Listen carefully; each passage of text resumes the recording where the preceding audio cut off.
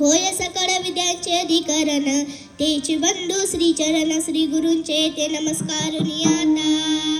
चले आओ जी पवन कुमार